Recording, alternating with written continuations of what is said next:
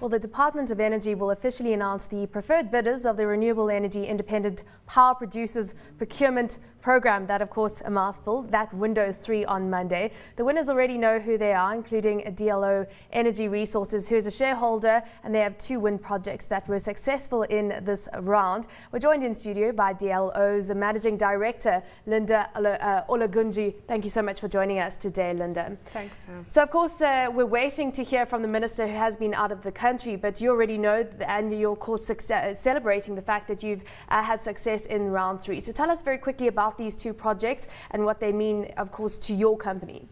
Well, we're very excited about the 2 wind projects. They're going to be amongst one of the biggest in Africa. The combined capacity of both projects are 244 megawatts, located in northern Dar. Basically, we're really excited about the projects and them going live.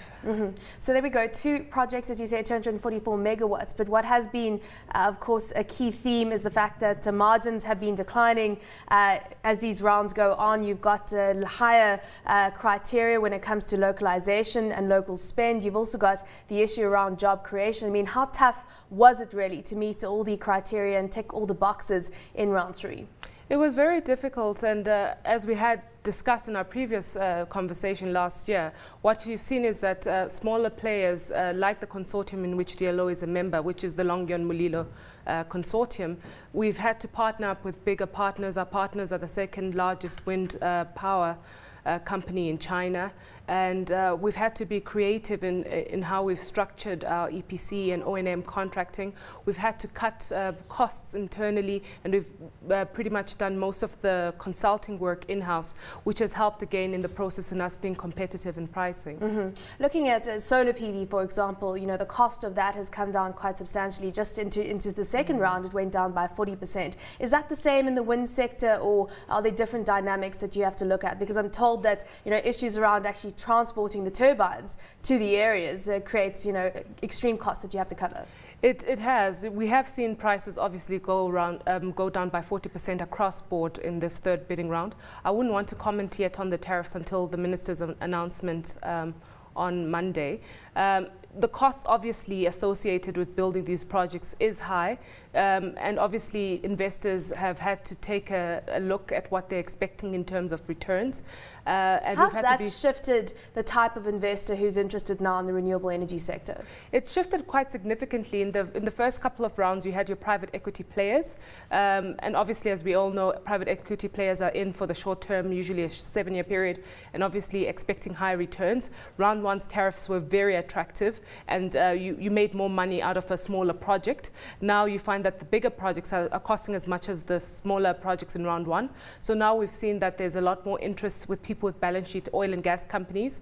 So our partners, Mulilo, for example, have partnered up with Total, New Energy, as well as Sonidex. And then we've seen other power utilities like Enel come into the South African market very aggressively. We've seen pension funds such as PIC investing very aggressively as well. So it's those sort of companies, utilities, pension funds, as well as oil and gas companies who have the balance sheet.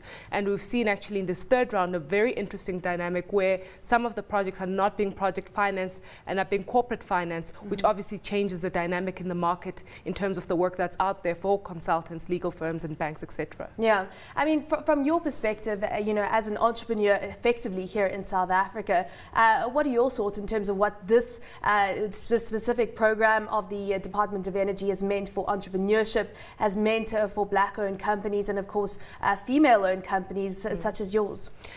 It's really provided us with a platform. I found that the renewable energy sector is filled with young people. It's an industry for the young. The engineers are young. It's provided a platform for us to access these opportunities.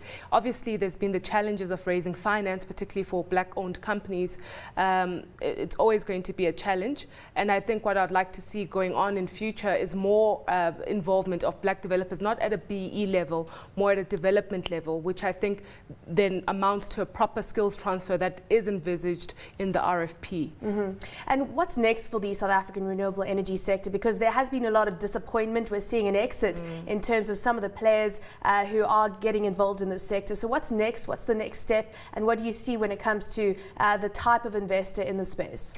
Well, what we've seen, and particularly with there'll be a renewable energy conference next year with REFSA, and what we've seen in terms of the topics that are being discussed through that conference is that many people are looking for opportunities outside of South Africa, and many people are also starting to look at opportunities off-grid within South Africa. So we've seen a company like Aurora builds one of South Africa's largest rooftop solar installations. We're going to see a lot more participation of local developers on the off-grid market. Namibia recently released a request for qualifications for 10 megawatt solar PV plants. We've seen Zambia as well coming out with an RFP. People are obviously watching closely what's happening in Ghana, which has just announced obviously in 2012 the building sub-Saharan Africa's largest solar plant at 155 megawatts. Yeah. So it's not doom and gloom, it's excitement. You know, the South African market is obviously competitive, and it is still a small market. There's a larger market out there, and I think people are starting to open their eyes towards that.